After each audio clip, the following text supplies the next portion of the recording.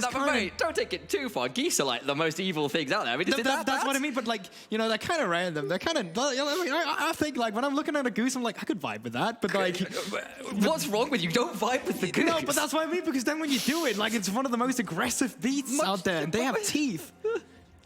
How much do they? They have beaks. Do they actually have teeth? Yeah, but they have teeth in their beaks. Oh, I don't think I knew that. That's horrifying. Yeah, okay, well, it's either that or the tongue. There's some horrifying fact about geese and their mouth. That's all I remember. Okay, to those brave enough to Google it, I wish you luck. I will not pretend to be an expert in the anatomy of geese. We're doing it after this game. We're Googling it. Okay, I will be there Googling geese beaks with you after this Brilliant. game. But let's instead talk a little bit about maybe an interesting little level 1 start here. As that is Haru, who started E first as well. Yeah, got it. One auto attack for one auto attack. Pretty good. But Exciting. honestly, to bring the conversation back to what you talk about, Sam, sorry so much for no worries. bringing the geese That was into the fine. conversation. I was there with you. It's fine. Yeah. I think we saw two teams here that finally shows how you adapt in a draft phase as well. Yes. Because I think initially it was some really good picks coming through from the side of X7 where they recognize they have an Aphelios. They want to play front to back.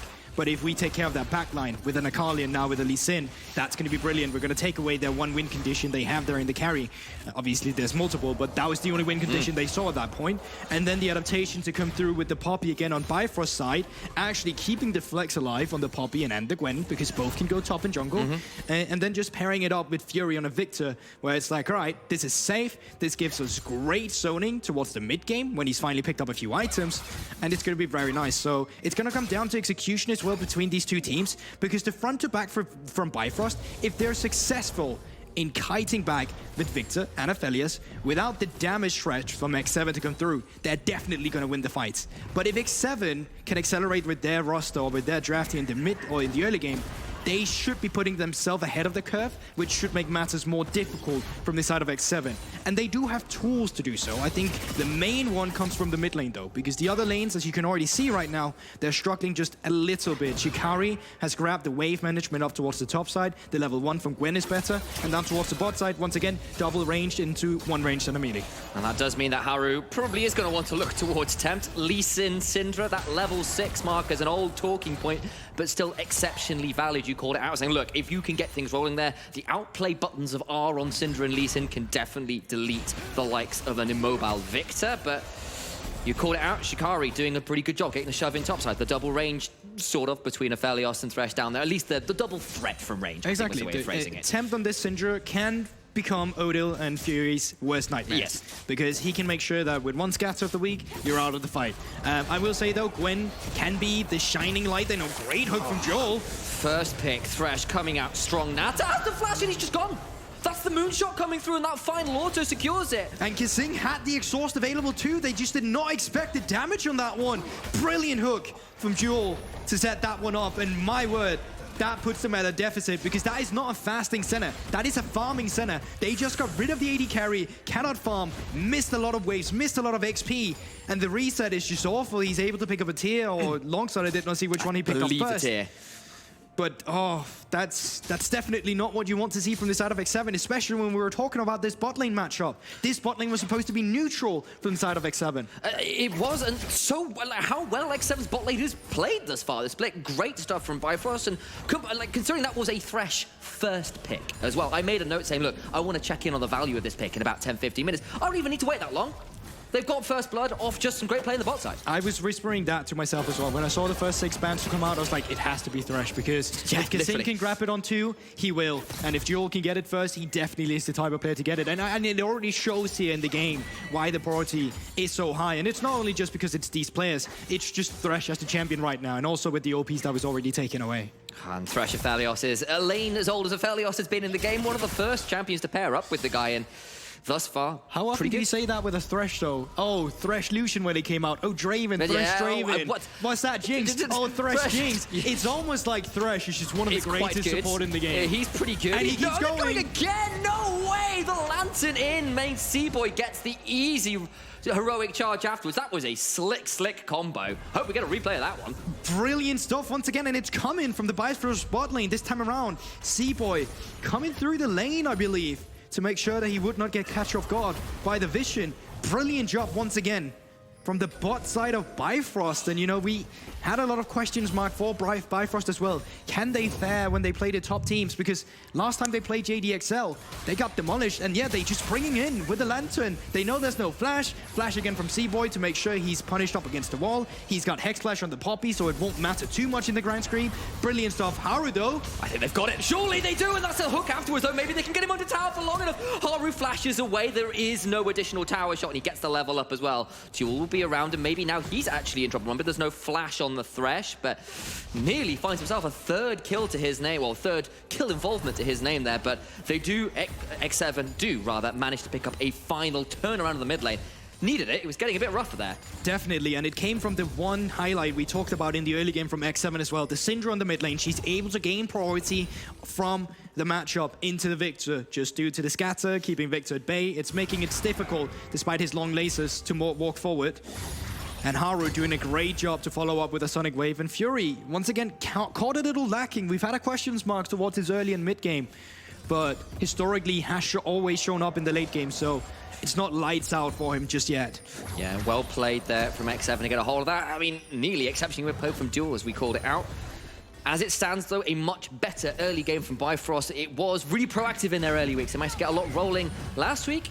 Got a little sloppy. Heard Nightmare talk about it on the desk, saying he wanted to see some more proactivity in the early game. Thus far, so good, but I do need to see the likes of Fury, as you mentioned, not give away too many of those, especially into the likes of Tempt and Haru. I mean, the thing is as well, like, proactive victor in the early game doesn't really exist. When you're sure, I grant you. So let's give him that one. Exactly, that is the one instead, right? So it's more like just playing the matchup. And now, bot lane has gained priority, mid lane has just gained priority as well from the side of Bifrost. I wonder, are they going for Drake, or are they trying to set up a dive here? Because Tahm Kench is still only level 5, which means they cannot get anything. And this is brilliant, because they don't even need to get kills. They just once again need to zone Nata and Kasing away from the bot lane. Look at the amount of plates that Odie has already picked up. It's the red and white gun. He's got 3,200 compared to Kasing's 2,000.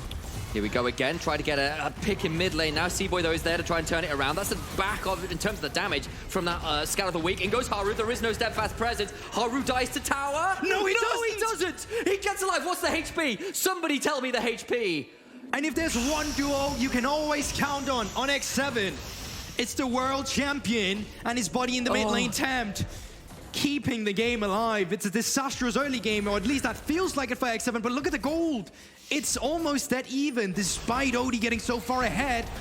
He lands another hook. There's the Flay. Oh, no. Nata gonna have to flash out. Does land the last embrace, but that's another summoner burn. And Duel just heat-seeking with these death sentences. And that's what's keeping this game close right now. It is only a few hundred apart, but the mid-jungle of Bifrost fell short again in the mid lane, whereas X7, that bot side, Duel and Odie doing so well to keep the pressure on there. Oh, this is a brilliant game already. We've only passed 8 minutes, but it always feels like the action is intense. No objectives have been taken in the early game. We have reached the 8-minute mark, so Herald has just spawned.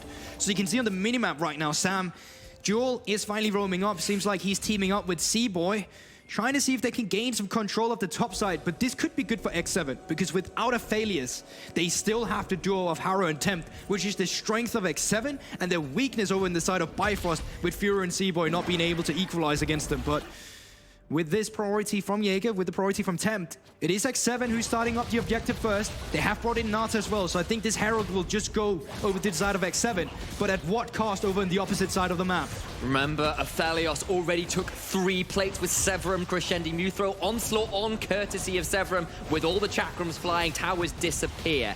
I think he's going to get the easy shove in here. Look at how low that is. He hasn't got either Severum or Crescendo, but he'll at least be able to get another plate here, and that is 4 pre-10 minutes. He might even get the whole tower here, honestly. Yeah, get the wave clear with the Gravitum, can just prop the Q. Next wave should be coming in, and I wonder if Nata can stop him here. You can take a look at the minimap. Duel is making his way back, and as you said, 2 levels. Okay. Finally takes over to 6. I was thinking, like, that's a bit nerve. Like, you walk up there wrong, you get in a lot of trouble. Observers, can we once again just highlight the goal real quick? Because that is 4,700 for the Aphelios against the 2,600 on Nata. 10 minutes into the game, it's a 2k advantage for Aphelios. Up towards the top side, though. Gonna try to dive in, but C-Boy's in and turn it around. So much damage, and Shikari's alive. Brilliant. No way, he doesn't even burn down. That's 2 near miss escapes. Dawning Shadow sticks him straight in the grave, though. Man, the king almost stood tall in his top lane castle, but Nata able to equalize the score a little bit, hitting up 6, picking up that Dawning Shadow. But despite that, with Herald going over to X7, they did not manage to pick up a turret. Haru got shot down, and it was a kill over to the Gwen as well for Shikari. So gold lead has just grown in the favor of Bifrost now. And while Haru and Tempt have done well, the fact is coming at the expense of Seaboy now with a couple, one excellent gank, one excellent counter gank. You've got that Aphelios that is monstrously far ahead. Monstrously far ahead. Like, the gold is in the right places for Bifrost. They've got the ability to continue snowballing. They just need to make sure that this Lee Sin and Syndra can't continue to be a thorn in their side. Okay, so let's get into the decision-making of both teams right here, because Bifrost has opted in to push their top lane, or their bot lane up towards the top lane, because they want to get more plates. They want to funnel as much as possible into this Aphelios. This does leave the Drake open on the other side of the map, so they're trading away objectives, but look at how favorable the trade has already been. And here's Seaboy, he's channeling the Hex Flash. He's going to come straight on over. That's the heal, though. That's the Moonlight Visual to boost 1-for-1 right now. It's actually Haru taking the dragon that made me a little bit confused. Nata's still alive inside the Black Mist, staying alive for now. Auto. The teleport, I believe, got cancelled from Tempt. That must have been Victor, and they get the kills without any support being able to turn up. Red and white, how much can Odie get here? Here's the turret down. Turret. Oh my god, this is just going to be disastrous. We're 11 minutes into the game, and Odie, he's going to be able to pick up 10 plates for himself. The gold lead is going to absolutely blow up.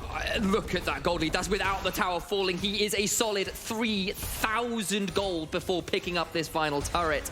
Severum Crescendum turns up at the right moment to make it even worse. Haru picks up a plate in bot side, but that is a minuscule silver lining, though. Seaboy may have gone too deep on this Raptor cap, though. Takes a lot of damage, knocks people out with the Keeper's Verdict, but a scan of the week after an Unleashed Power means that Tempt picks up a kill on the over-eager jungler. Yeah, Seaboy, he saw the Haru was down towards the bot side. He thought to himself, oh, I can easily pick up the Raptors. But there is also the decision that X7 decided to go for Seaboy and the Raptors. Oh, Haru just comes in straight behind him. Fury puts down the gravity field. It's just not going to be enough. Abyssal Dive gets stopped by the gravity field. Jaeger gets over the wall with a perfect execution. There's action all over the map, but somehow no one is dead from those plays. What a brilliant game. Already delivering to the two names, X7 and Bifrost, in this round of NLC. And it finally feels like we can catch our breath a little bit while there's no objectives on the map. But so far, 10 plates over to Aphelios. We're 13 minutes into the game. This is usually where the first mythic item will be picked up, but Odie is on his way to his second item at this point in the game. Team fighting around this guy is going to be absolutely horrible. And remember what we talked about as well, Sam. It was important that X7 got ahead of the curve, because you need to dive Odie on the backline. You need to be able to blow him up. And right now, the only member that's stopping Odie from tearing away your team is Tempt. Yeah, and he's got himself the makings of what's probably a bloodthirster. Let's be real, he's got the XP to be a little harder to kill. He's also got a Poppy, a Gwen, and a Thresh. All of you don't really want to dive into. And that's why I'm saying that Tempt is the only one, because you could argue, what about Haru, who's been doing a phenomenal job? Yeah, but realistically speaking, into the comp of a Poppy, of a Thresh, there should never be a way where he gets caught off guard. No way. No, not again. There's the Devour, though. Kasing is around, and there's a few things burned there. That's an ult down from Odie, but little else found. And nice attempt. Tempt's going to have his recall stopped, though.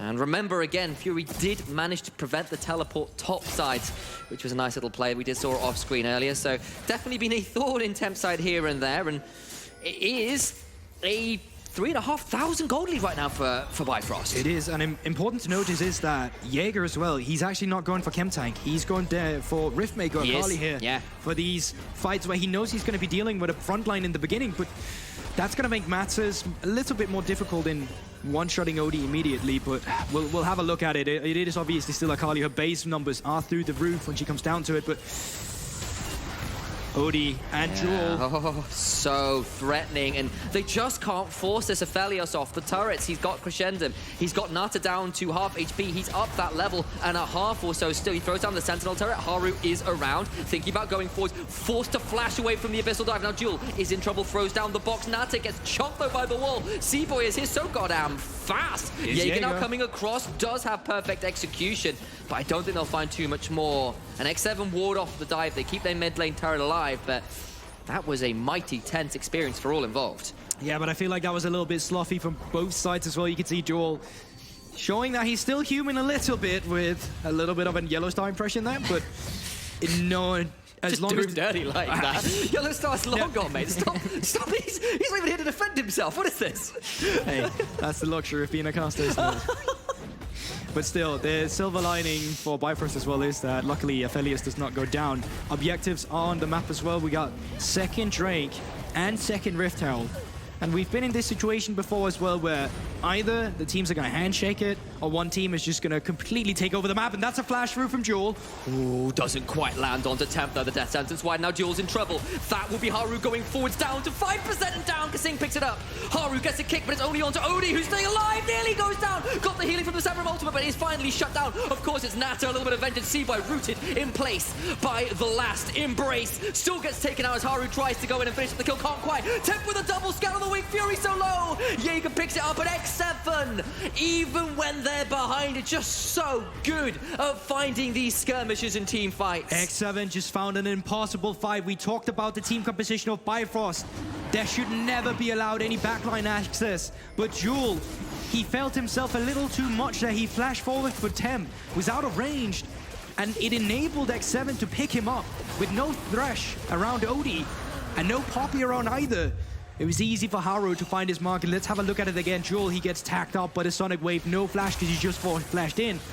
And the rest of Bifrost at this moment, they're too busy starting off Herald. They're so split, while the rest of X7 is in prime position to take away the carry. Shot down. Goes over to Nata, so he finally gets a little bit of resources back into the game. Haru finds himself in between a rock and a hard place, so just jumps forward. But there, you mentioned it yourself, the scatter from Temp, standing tall on the Syndra. And what a gorgeous fight. X7 have been put behind before. Cast your mind back to that M&M game, but they seem to be able to do this unerringly. So clutch in these mid-game fights, and it makes the game a lot more even. They are the ones with 2 dragons now. It's an ocean rift as well. They can look towards Soul Point in just about over 4 minutes. They're going to get another tower here as well, which will run their first tower of the game even, which will hopefully even things up even further. Bifrost at least pick up the Rift Herald, and they do still have a lead. It's just not as big as it was only a few moments ago. Oh, definitely. But now comes the problem. There's a long mid lane for X7. Odie, he's going to be able to push this one in, put it up towards the enemy tower. And once the minion wave is so far forward, you can rotate him around with the Poppy, with the Thresh, and play for the second turret in the side lane to enable 600 gold for Odie as well once again. And when you finally move around with these rotations, you know you're going to have your bodyguards by your side. You're not going to be caught in a split situation. At least that's what you're hoping for Bifrost. Yes. And for X7, you're looking to catch them off guard in these rotations. Yeah, they managed to get Odie in that last engage. The flash kick from Haru pulling off an insect to get a hold of him, finally manage to shut him down. Look at the CS lead, look at the amount of plates he's got. He is a monstrously fed Aphelios, just waiting on that second item completion. Just no room in infantry to buy anything more right now. That is the thing. And I think they might have done these rotations maybe a wave too early. You can see down towards the bot side, Shikari is still stacking up a wave. So what they're going to be looking for, either reset with Odie soon to pick up the second item for himself, or now that you spot all these members of X7, push in this mid lane wave, crash the wave that Shikari is currently pushing, and then deploy the Rift Herald. So Senna just completed the second item ahead even of Odie because of the infantry blockage. That's the shutdown. That's the slightly cheaper items as well, but has got the Eclipse. It's got a transform Muramana. Is feeling pretty okay at this point, despite how far behind she's ended up. She's there. She's got enough utility at this point to be useful. She will scale as she gets more souls. And bluntly, when you've got the Akali and the Syndra with Haru as well, even at this point, still doing enough burst damage, X7 are feeling okay coming into this soul fight. That's the thing, and it's not only just about the 80 carries, it's also the fact that right now on the side lanes, they're actually winning out. You can see they have 2 turrets now from the side of X7. Granted, they did not get plates with these turrets, right? So not the same value. But my conclusion is that you are still able to commit plays on the map as XX7 right now, and you're still able to play towards your strength, which is Tempt and Haru teaming up towards the side lane. And you could see it when Tempt was pushing up in that top lane. Haru was just over the wall by that Gromp. And of course, you're a jungler, you want Gromp. It's just great. Everyone loves Gromp as a jungler. On Gromp, man. Yeah, just so much XP, you want it. And that kind of cohesion is what you want to be seeing from this duo. They've done very well thus far to keep X7 in the game. And now Fury down 2 levels, has to flash away. Scout of the Week just goes wide, and that's a minute and a half before an Ocean Soul point fight, and Fury is going to be down a very key summoner. And that's the attack we're talking about. Once again, X7, Tempt and Haru, you see them all on the time with the minmap. They're the one roaming around together. Odie this time around, he did not just wait for one item with the gold. God. He waited, I'm not sure about for 2 long swords into a Lord Doms. That is quite the waiting time. It depends on how they're going to use this Rift Herald, but it's always 3 for... Oh, let me start over. I'm very bad at English every now and then. Here we go. It's almost 3/4 of the Rift Herald time are gone already. And you need to play this towards the mid lane or side lane. And right now, X7, they're able to keep up. Ooh, that is potentially a bit dangerous. Shikari taken pretty low. That's the use of the Hallowed Mist. Taken very low. Tries to get the perfect execution. But the Stand United, it's the W from Poppy. I can't remember off the top of my head. Steadfast Presence. Steadfast Presence. Thank you, my color caster. Saving my Baker much as Seaboy saved Shikari. And Jaeger will now be dead as this dragon spawns. How far can you trade this, though? Because on the side of X7, they can easily continue push down this mid lane turret. On the other side of the map, towards the bottom, they have a Rift Herald. So they can play towards the inhibitors at this point. So I think X7, they have to be forced to leave after the mid lane, or at least go for the Drake, because it's soul point for them as well. So there's a lot of objectives on the map and a lot of decisions to be made.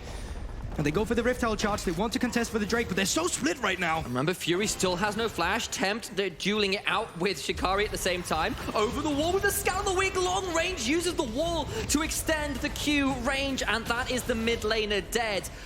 Jaeger has teleported in, he's around, and suddenly it's X7 with the man advantage. It's so incredibly well played by Haru and Tempt once again as a duo. They just find these picks, and Fury, he's not been able to play this game now. 4 versus 5. Soul point for X7 if they can secure this Drake. Bifrost, what is your decision going to be?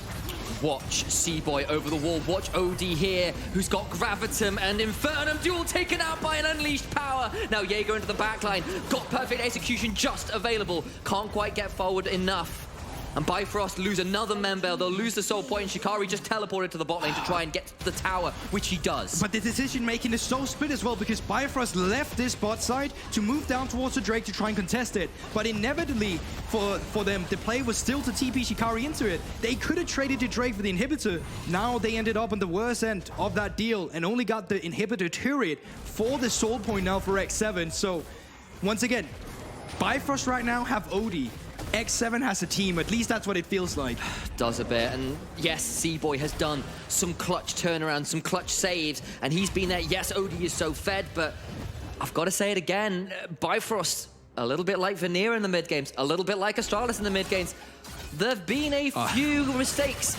Let me be the one to say don't compare them with Astralis. They've shown better. What I am trying to say is there have been some mid-game mistakes which have been plaguing certain teams in this Division 1 of the NLC to better or to greater or lesser extents. And Bifrost now 3 games in a row, I feel, have been a little sloppy in the mid-games, and it's costing them, especially against X7, where they have been so willing to pounce on things in the mid-game. But the thing is, at this point, if Bifrost is able to get just 1 pick, their Baron, it shreds. You have a Gwen, you have a Aphelios already on 3 items. Like, you can already see they're investing the center ultimate just for vision at that Baron, because that is how dangerous an Aphelios is with the Purple Worm at this point. I mean, OD had a little bit, went a bit on the Antique Roadshow earlier, had all these kind of smaller items in his inventory. He's traded them in now, and he has gone from just a bargain sale to those 3 items you completed, and that is a big shift.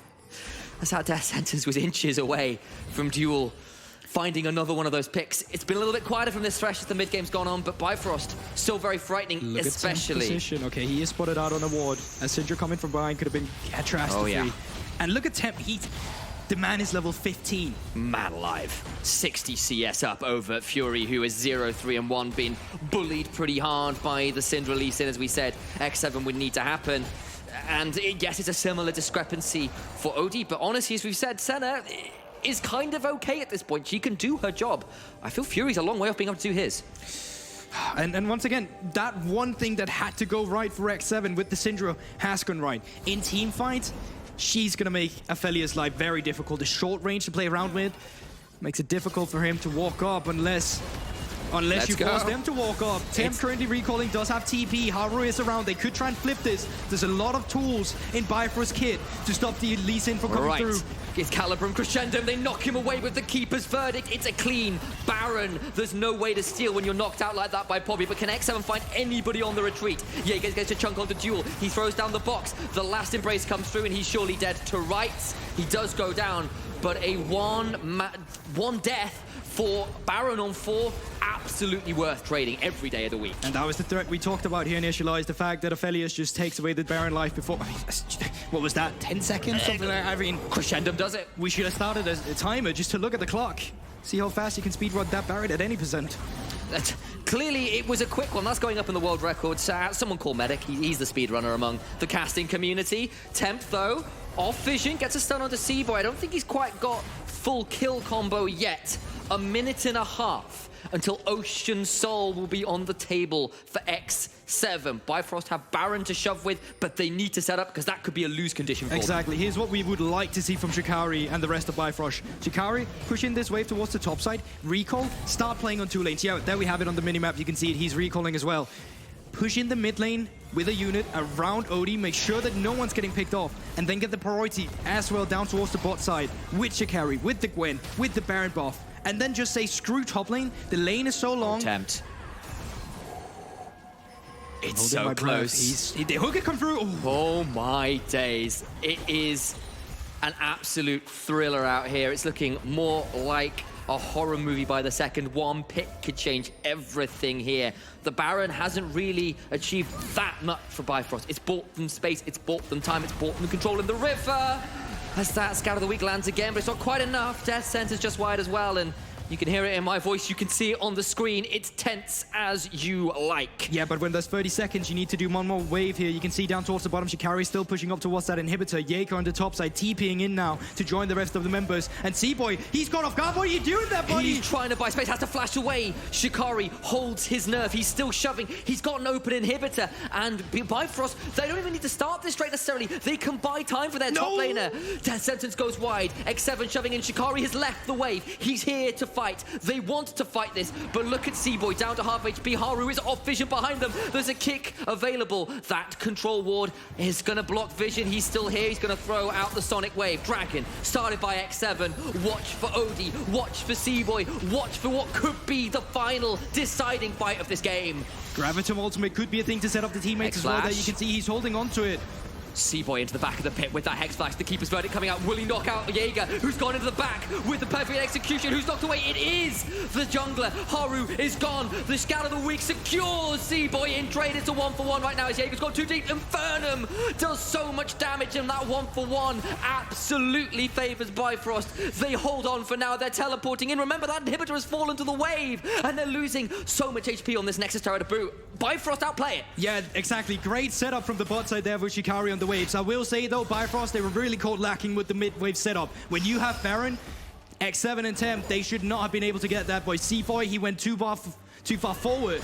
Because of this, they suddenly come into a very dire situation where X7 had a lot more room to play around with. Haru was allowed a position to flank. But as you say yourself, they trade 1-for-1. The Drake goes over to Bifrost, but this was what you were able to do with the Baron buff. Remember, it was not like you completely took over the game. Granted, now you have an inhibitor, and that's good to play for. You can leave bot lane alone now. You can play for 2 lanes instead. Keep the bot lane and the mid lane, rotate them up towards the top side afterwards. Try and take a little bit control of the game. And once again, for the love of God, keep tracking off Tempt, because he's the man that can disrupt your entire game plan. Speaking of that, man, he has been taking names all game. He'll be looking to take a few more because he's got himself a death note in inventory. Sorry, I mean a Medjai's. Nightmare's been getting to me. 10 God damn it. stacks already. That Dark Seal converted. 4 items on the Syndra. Tempt can absolutely win this game as Jaeger doesn't quite fall down to C-Boy trying to get that charge into the wall. But here comes the movement first. Bot lane pushed in mid lane. Now they're scattering control in the red side jungle here. You still need to be careful. We can see it's Bifrost making the moves first, and they should be able to take care of this turret as the Klein goes a little bit back and forth. A little bit skew-if. PowerPoint montage. Yeah, it's feeling like those LCS montages. Sonic Wave That connects. is some unusual stuff. That's I'm going the to hook. try and This is like, you know, Red turret destroyed. This is someone dying, there's fights going on. Okay, Nato in the back line. Yeah, this is exciting. I feel like people are probably dying here. Great zoning here from the side of them. This is great. We've got ourselves a beautiful freeze frame and no idea who's dead or not. This is certainly an exciting freeze frame. Oh. Oh. No. No. No. Oh. No. We're not lagging, we're just watching the game lagging. We're kind of like interpretive casting. This is... This is an artwork right now. What you're witnessing... It's a pastiche. Exactly. This is like a... What would you call this? Like a... Stop motion League of Legends. Stop motion League. Look, I knew there's a new Wallace and Gromit movie coming out, but I didn't need to have this at the NLC Div 1. They got the tower. I don't believe anybody died, so we'll take that as that was all that happened, and we're okay now. Okay, Odie by himself in the mid lane. Watch out, buddy. Your Thresh is on a reset timer. Boy. Your Poppy's resetting too. Don't do it. Tempt is level Odie, 17. don't do it.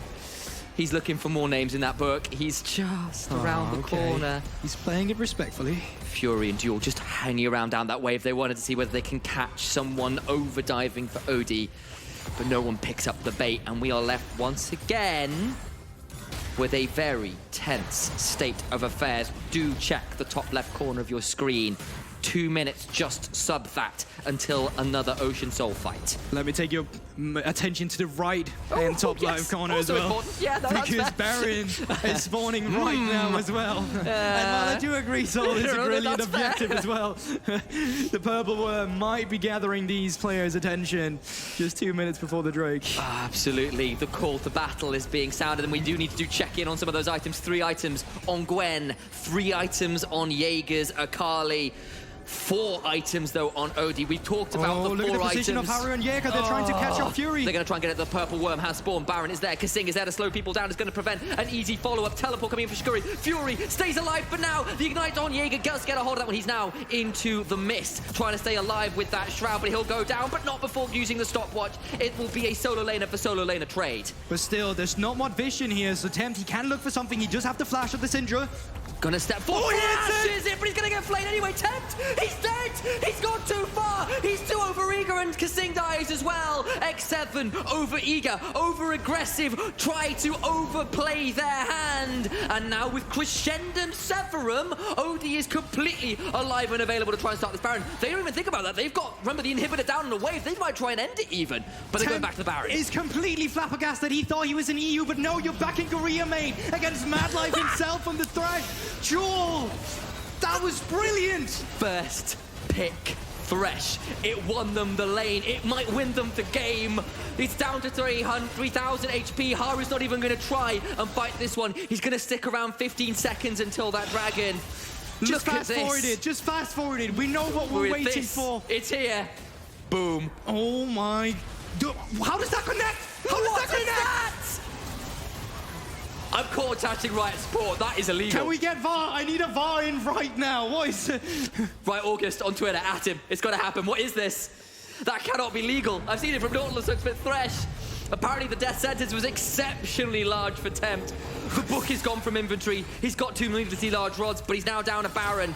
And the Ocean Drake did go over to Bifrost in the meantime. No Soul either. We're still here. We're still going. Bifrost in the lead. And it's late game. They've done this for the last two weeks running. This is absolutely incredible. Already from the first 10 minutes, we were saying this game was delivering, but that's an understatement to what we've been witnessing right now. Because this is just absolutely brilliant. There were some very extravagant statements made by the casting team here in Division 1. A lot of people were saying X7 might not even drop a game. Trouble was adamant about it. Bifrost looking to do it. Artrum is going to lose his hair. I mean, he's going to have to color his hair. He said they would go undefeated until European Masters, even at European Masters, but buddy, they might be dropping their first game before they even get there. They'll be sweating in the green room right now. I can tell you that. Baron on, Bifrost in the advantage. Final outer tower goes down. You have to hold your breath every time you see Joel charging up that death sentence. It's been that all game.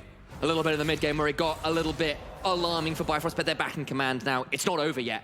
X7, so scary, so strong. The moment a death cap comes through from Syndra, Odie gets hit by, he's done. There is no cleanse, there is no Mikhails. He will just die. But they've got to hold on. They've got to try and find something. Haru is off vision. He's behind them all. They get C-Boy once again, and you know, they can try and force in the bot wave here. Play 2 waves. You can see they know Haru's not around. They know he's behind somewhere. Jules trying to face check for him or fish for him with the lantern.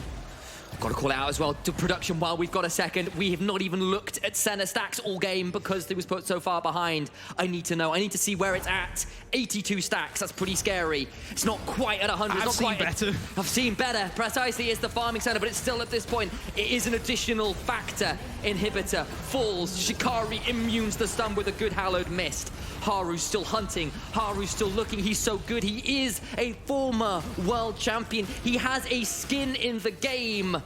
And he might be falling here to Bifrost, just maybe. But you can still see how difficult it is, even with the Baron of minions. Whenever Tempt is around level 18 on the Syndra, it becomes difficult, but he's not the only member level 18. Shikari has reached it as well on the Gwen. Fury has caught up on the Victor as well. And they're keeping up the siege. Shikari, he's just not afraid. No fear in this man. Wait, he's lost out on that hallowed mist. Look at Haru. He can find a potential angle. Will not take the sonic wave just yet. Odie is slowed.